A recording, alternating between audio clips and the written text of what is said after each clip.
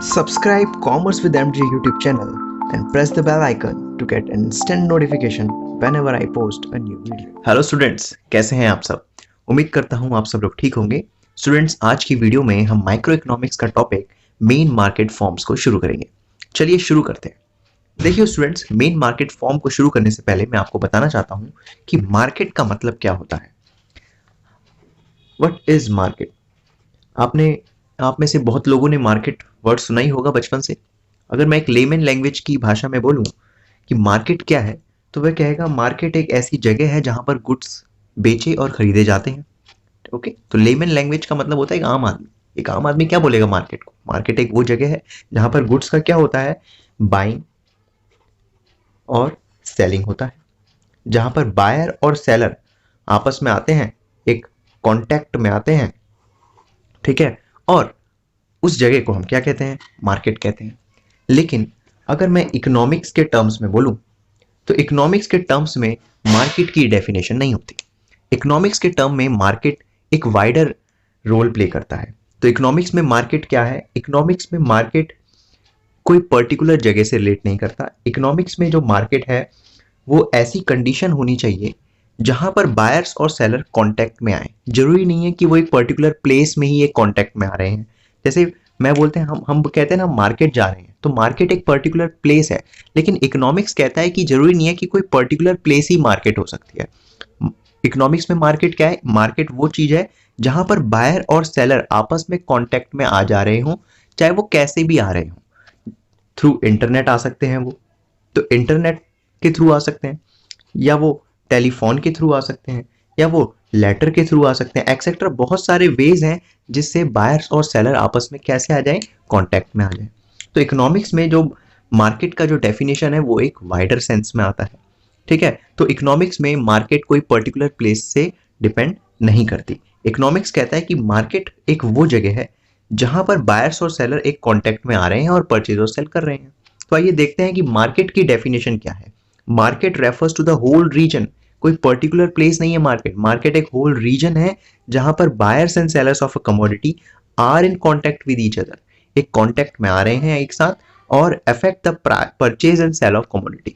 और क्या कर रहे हैं? आपस में परचेज एंड सेल कर रहे हैं किसी भी कमोडिटी का, ठीक है। तो वो होता है मार्केट। जैसे आप देख सकते हैं, जब आप ऑनलाइन शॉपिंग करते हैं तो आप घर बैठे ही इंटरनेट के माध्यम से शॉपिंग कर लेते हैं। तो आप जो शॉपिंग कर रहे हैं, आप बायर हैं, और जो आपको बेचेगा सामान वो सेलर है। तो बायर और सेलर कोई पर्टिकुलर प्लेस में तो नहीं मिले, ठीक है, लेकिन किसके माध्यम से मिल गए? इंटरनेट के माध्यम से मिल गए। तो उनका कॉन्टैक्ट जो है वो थ्रू इंटरनेट हुआ, ठीक है। तो यहाँ पर होल रीजन इंक्लूड हो जाता है। तो ये मार्केट होता है। आइए देखते हैं ये जो हमने सीखा, इस मार्केट में एसेंशियल कॉन्स्टिट्यूएंट्स क्या क्या हैं। तो क्या क्या होना नेसेसरी है एक मार्केट के अंदर? First is area. तो एरिया यहाँ पर कोई पर्टिकुलर एरिया नहीं है, area spread over the area है। यहाँ पर एक वाइड एरिया को यहाँ पर कवर किया गया है। तो wide area through internet, telephone, letter या कोई भी चीजों के माध्यम से एरिया कवर हो सकता है। दूसरा, यहाँ पर क्या नेसेसरी होना चाहिए मार्केट में? Buyers and sellers. तो अगर कोई मार्केट है तो वहां पर बायर्स और सेलर आपस में कॉन्टेक्ट होने दिखने चाहिए। ओके, जरूरी नहीं है कि उनका फिजिकल प्रेजेंस होना, ये कंपलसरी नहीं है कि वो आमने सामने दिख रहे हैं तभी मार्केट होगी, नहीं। आप कैसे भी यहाँ पर कांटेक्ट में आ सकते हैं। ओके, थर्ड चीज यहाँ पर जो नेसेसरी है मार्केट में वो है हमारी कमोडिटी, ठीक है। मार्केट में जो चीज बेची जाएगी और जो चीज खरीदी जाएगी, कोई चीज तो होनी चाहिए, तो उसी चीज को हम बोलते हैं कमोडिटी। तो मार्केट में कमोडिटी होना भी एक इंपॉर्टेंट रोल प्ले करता है। और लास्ट इज कॉम्पिटिशन। मार्केट में कॉम्पिटिशन भी होना चाहिए, बायर्स और सेलर्स के बीच में कंपटीशन होना चाहिए। अगर कंपटीशन मार्केट में नहीं होगा तो सेम कमोडिटी को ही जो सेलर होंगे अलग अलग प्राइस में सेल करने लग जाएंगे। ओके, तो कंपटीशन होना भी मार्केट में नेसेसरी होता है। तो ये 4 जो है एसेंशियल कॉन्स्टिट्यूएंट्स हैं मार्केट के। ओके, आइए अब देखते हैं meaning and the basis of the classification of market structure. अब हम मार्केट स्ट्रक्चर को सीखते हैं कि मार्केट स्ट्रक्चर क्या होता है। देखिए, market structure refers to the number and types of firms operating in the industry. एक इंडस्ट्री के अंदर कितनी नंबर और कितने टाइप्स के फर्म ऑपरेट कर रही है, उसी को हम बोलते हैं मार्केट स्ट्रक्चर। जैसा कि अगर मैं आपको दिखाऊं तो हमारे इंडस्ट्री में 2 टाइप की मार्केट स्ट्रक्चर देखती है। एक होता है परफेक्ट कंपटीशन और एक होता है इम्परफेक्ट कंपटीशन की मार्केट। परफेक्ट कंपटीशन खुद में ही एक मार्केट है जिसको अभी हम आगे स्टडी करेंगे। इम्परफेक्ट कंपटीशन के फर्दर टाइप्स होते हैं जैसे monopoly, monopolistic competition and oligopoly. तो ये कुछ मार्केट स्ट्रक्चर है। तो मार्केट स्ट्रक्चर क्या होता है? जो बताता है कि इंडस्ट्री में कितने नंबर और कितने टाइप्स की फर्म्स अवेलेबल है। ओके, तो जब हम इन मार्केट स्ट्रक्चर को स्टडी करेंगे तो कुछ फैक्टर्स के हिसाब से हम इन्हें स्टडी करेंगे। तो क्या क्या फैक्टर्स हैं? फर्स्ट फैक्टर है numbers and buyers and number of buyers and sellers, कि इन मार्केट में कितने बायर्स और सेलर्स होते हैं। Nature of commodity, in market में किस टाइप की कमोडिटी बेची जाती है, ठीक है, होमोजीनियस कमोडिटी या हेट्रोजीनियस कमोडिटी। फिर freedom of the movement of firm, क्या इन मार्केट में मूवमेंट फर्म की उनको फ्रीडम है। फ्रीडम का मतलब होता है एंट्री एंड एग्जिट के हिसाब से, कि यहाँ पर कोई बैरियर तो नहीं है एंट्री एग्जिट में, क्या फ्रीली है एंट्री एग्जिट में, तो उसके हिसाब से भी हम यहाँ पर इनके फैक्टर्स को पढ़ेंगे। ओके, उसके बाद है नॉलेज ऑफ मार्केट कॉम्पिटिशन, जो भी ये मार्केट है यहाँ पर बायर्स और सेलर को कितनी नॉलेज है। उसके बाद हम पढ़ेंगे mobility of goods and factor of production. Mobility, goods mobile है क्या? मोबाइल का मतलब होता है इजिली यहाँ एक जगह से दूसरी जगह जाने वाला, मोबिलिटी, ठीक है ना। मोबाइल का मतलब क्या होता है? एक जगह से दूसरी जगह इजिली ट्रैवल करने को हम मोबिलिटी कहते हैं। तो किस इन मार्केट स्ट्रक्चर में किस में मोबिलिटी होती है, किस में नहीं होती, उनको भी स्टडी करेंगे। और फैक्टर ऑफ प्रोडक्शन भी वही है, goods and factor of production. Factor of production का मतलब क्या होता है? जिनकी हेल्प से कोई भी कमोडिटी बन पाती है, जैसे लैंड, लेबर, कैपिटल, एंटरप्राइज, ये फैक्टर्स ऑफ प्रोडक्शन है। तो वो मोबाइल है, उनमें मोबिलिटी है या नहीं है। तो जब हम इन मार्केट स्ट्रक्चर को स्टडी करेंगे तो इन पॉइंट्स के हिसाब से, जो आपने 5 पॉइंट्स देखे, उसके हिसाब से हम इन मार्केट स्ट्रक्चर को स्टडी करेंगे। आइए देखते हैं अपना first market structure, that is perfect competition.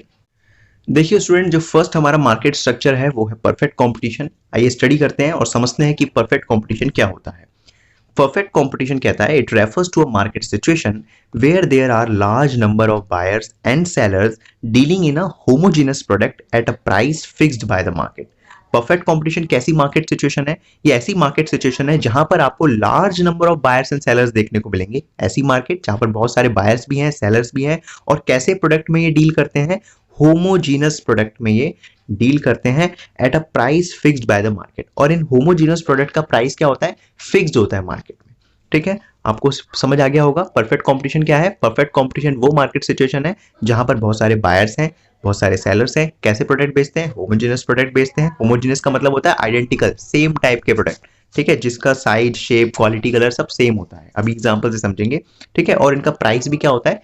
Fixed रहता है। तो ऐसी मार्केट को हम बोलेंगे परफेक्ट कॉम्पिटिटिव मार्केट या फिर परफेक्ट कॉम्पिटिशन वाली मार्केट।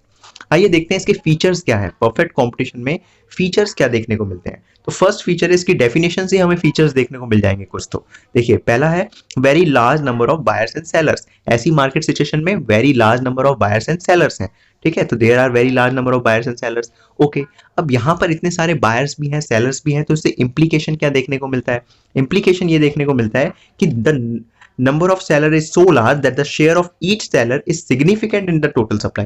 अब सेलर इतने सारे हैं तो एक सेलर का जो सप्लाई होगा वो टोटल सप्लाई में उसका जो शेयर होगा बहुत ही इनसिग्निफिकेंट होगा।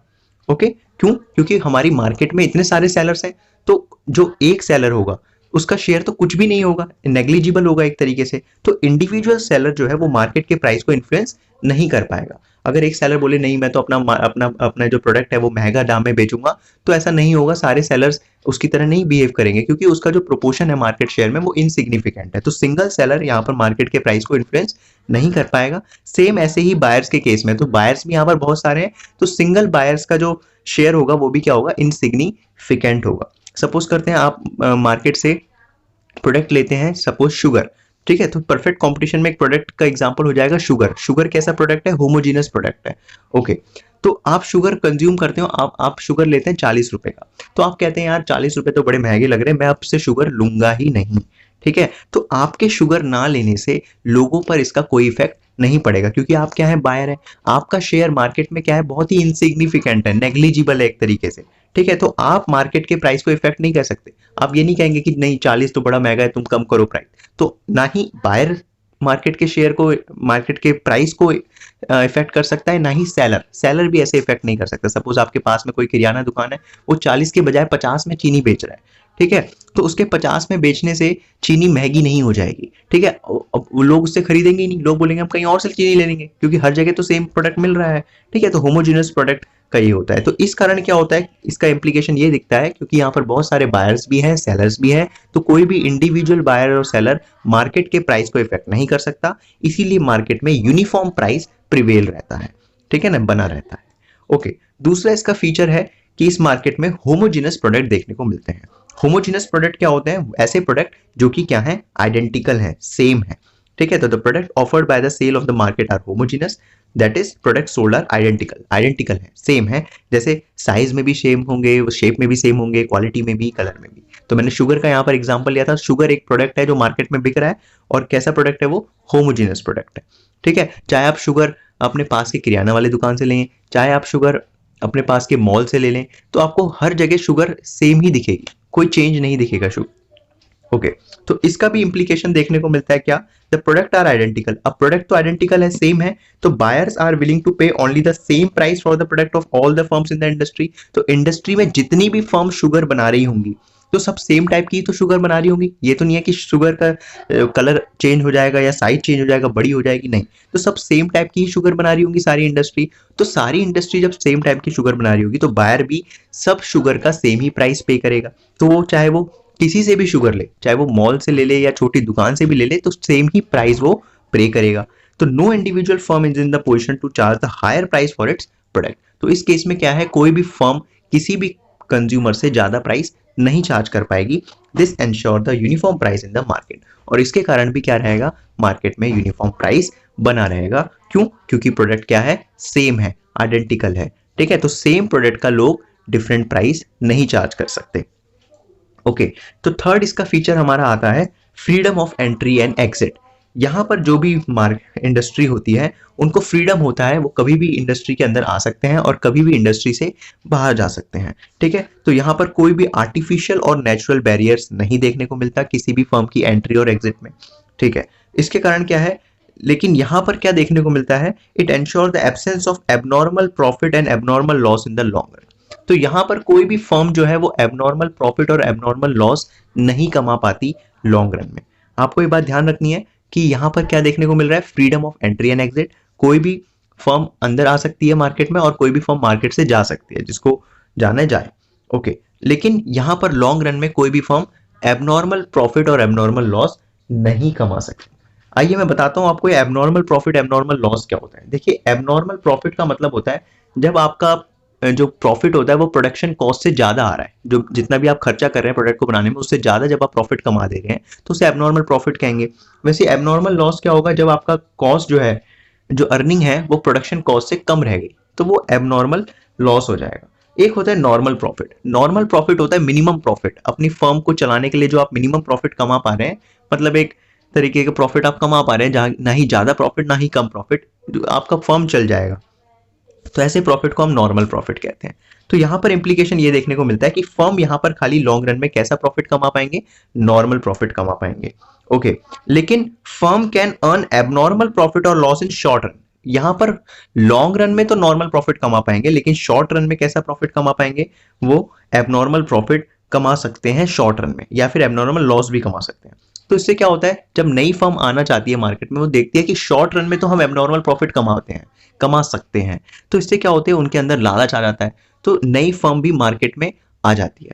तो इनके मार्केट में आने से क्या होता है, तो जब जितनी नई फर्म मार्केट में आएगी उतनी ज्यादा टोटल सप्लाई होगी, बढ़ेगी, और जितनी ज्यादा सप्लाई बढ़ेगी उससे मार्केट प्राइस रिड्यूस हो जाएगा। तो उससे क्या होगा, फिर जो प्रॉफिट वो कमाने की सोच रहे थे वो प्रॉफिट भी बढ़ जाएगा और रिड्यूस हो जाएगा, ठीक है। तो ये यहाँ पर इसका इम्प्लीकेशन देखने को मिलता है freedom of entry and exit में। आई होप आपको ये क्लियर हो गया होगा। इसके बाद जो हमारा फीचर है वो है perfect knowledge among the buyers and sellers. यहाँ पर मार्केट में परफेक्ट कंपटीशन में बायर्स और सेलर्स को परफेक्ट नॉलेज रहती है मार्केट प्राइस की, तो कोई भी इंडिविजुअल बायर या सेलर किसी से भी ज्यादा प्राइस चार्ज नहीं कर सकता, और ना ही बायर जो है वो ज्यादा प्राइस यहाँ पर देगा। तो both buyers and sellers have fully informed about the market price. तो इसका इंप्लीकेशन ये है कि कोई भी फर्म इस पोजीशन में नहीं है कि वो डिफरेंट प्राइस अपने बायर से चार्ज करेगा, और कोई भी बायर हायर प्राइस नहीं देगा। तो इसके कारण भी यूनिफॉर्म प्राइस मार्केट में प्रिवेल रहेगा। ओके, फिफ्थ पॉइंट यहाँ पर ये देखने को मिलता है कि perfect mobility of the factor of production. तो यहाँ पर जो भी फैक्टर्स ऑफ प्रोडक्शन है जिसकी मदद से गुड्स बनते हैं, ठीक है, उनका परफेक्ट मोबिलिटी रहती है। मतलब यहाँ पर कोई भी ज्योग्राफिकल या फिर ऑक्यूपेशनल रिस्ट्रिक्शन देखने को नहीं मिलता है। जो भी रॉ मटेरियल होगा वो आराम से अपने फाइनल डेस्टिनेशन तक पहुंच पाता है। ओके, इसके बाद है एब्सेंस ऑफ ट्रांसपोर्टेशन कॉस्ट। यहाँ पर कोई भी प्रोडक्ट जो भी बनता है उसमें ट्रांसपोर्टेशन कॉस्ट इंक्लूड नहीं होता है, ट्रांसपोर्टेशन कॉस्ट यहाँ 0 होता है। एब्सेंस ऑफ सेलिंग कॉस्ट, जो भी प्रोडक्ट बिक रहा है उसकी एडवर्टाइजमेंट का भी कॉस्ट यहाँ पर प्रोडक्ट में नहीं जुड़ता है परफेक्ट कॉम्पिटिशन के अंदर। सपोज मैं बात कर रहा हूँ एक गुड की जिसका नाम है शुगर, जिसके हमने शुगर अभी बात करी थी।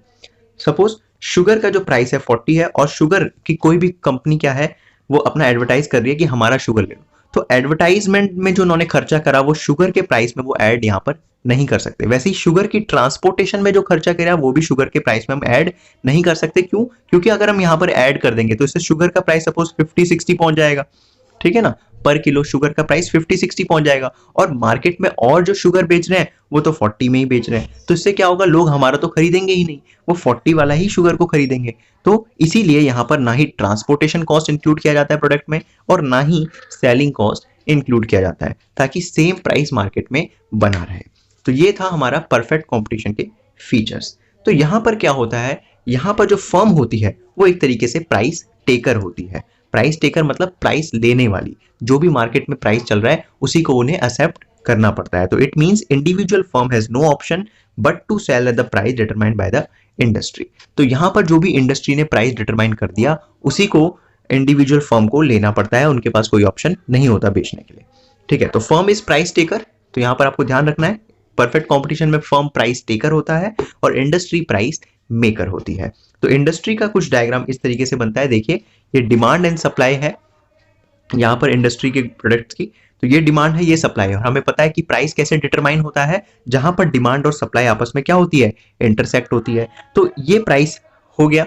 वैसे अगर मैं फर्म का यहाँ पर बना के दिखाऊं तो फर्म का कुछ यही प्राइस जो होगा, फर्म अपने प्राइस को इसी प्राइस को रखेगी और ये प्राइस फर्म के एवरेज रिवेन्यू के बराबर होगा। आपने पढ़ा होगा कि प्राइस ही एवरेज रिवेन्यू होता है और ये एवरेज रिवेन्यू भी किसके बराबर होगा, मार्जिनल रिवेन्यू के बराबर।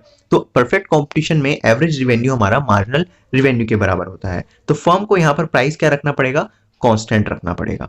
ओके, अगर मैं बात करूं कि डिमांड कर्व परफेक्ट कंपटीशन में कैसा बनता है, तो डिमांड कर्व यहाँ पर परफेक्टली इलास्टिक बनता है। परफेक्टली इलास्टिक का मतलब क्या है, जो प्राइस है क्योंकि वो कांस्टेंट है, प्राइस क्या है, कांस्टेंट है, तो डिमांड कैसी है यहाँ पर, परफेक्टली इलास्टिक है। तो ये डिमांड कर्व है जो कि AR के ही इक्वल है, आपने देखा AR। ओके, तो यहाँ पर आप चाहे इतनी क्वांटिटी लें, चाहे आप इतनी क्वांटिटी लें, कम लें ज्यादा लें, आपको सेम ही प्राइस पे करना पड़ेगा। इसका मतलब क्या होता है कि डिमांड कैसी है, परफेक्टली इलास्टिक डिमांड कर्व है। ओके, तो आपको पता होना चाहिए कि डिमांड कर्व और average revenue curve one and the same thing होता है, चाहे शायद आपने प्रीवियस वीडियो में या क्लासेस में ये सीखा होगा। तो ये था हमारा कंसेप्ट आज परफेक्ट कंपटीशन का। आइए एक बार मैं आपको फिर से रिवाइज करवा देता हूं कि हमने क्या सीखा। देखिए, हमने सीखा कि परफेक्ट कंपटीशन एक वो मार्केट सिचुएशन है जहां पर बहुत सारे बायर्स हैं, बहुत सारे सेलर्स हैं, होमोजेनियस प्रोडक्ट वो बेच रहे हैं।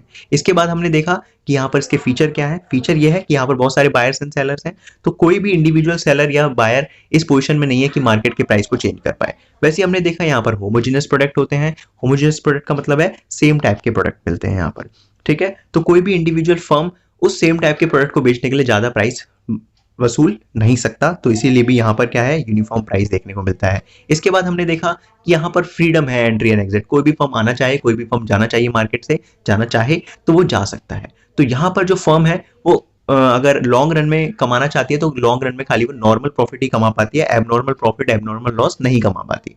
लेकिन शॉर्ट रन में वो एबनॉर्मल प्रॉफिट और एबनॉर्मल लॉस कमा सकती है, इसलिए इसी के लालच में नई नई फर्म मार्केट में आ जाती है। तो उनके मार्केट में आने से क्या होता है, मार्केट की सप्लाई बढ़ जाती है और फिर प्राइस जो होता है मार्केट का रिड्यूस हो जाता है। इसके होने से क्या होगा, प्रॉफिट भी रिड्यूस हो जाएगा, इसीलिए हम शॉर्ट रन में फिर नॉर्मल प्रॉफिट ही कमा पाते हैं। ओके, इसके बाद हमने देखा कि यहाँ पर परफेक्ट नॉलेज देखने को मिलता है बायर्स और सेलर्स के बीच में, दोनों जानते हैं कि मार्केट प्राइस क्या है। इसके बाद हमने देखा कि यहाँ पर mobility of factor of production क्या है, परफेक्ट है बिल्कुल। और उसके बाद हमने देखा कि ट्रांसपोर्टेशन कॉस्ट और सेलिंग कॉस्ट यहाँ पर बिल्कुल भी नहीं होता।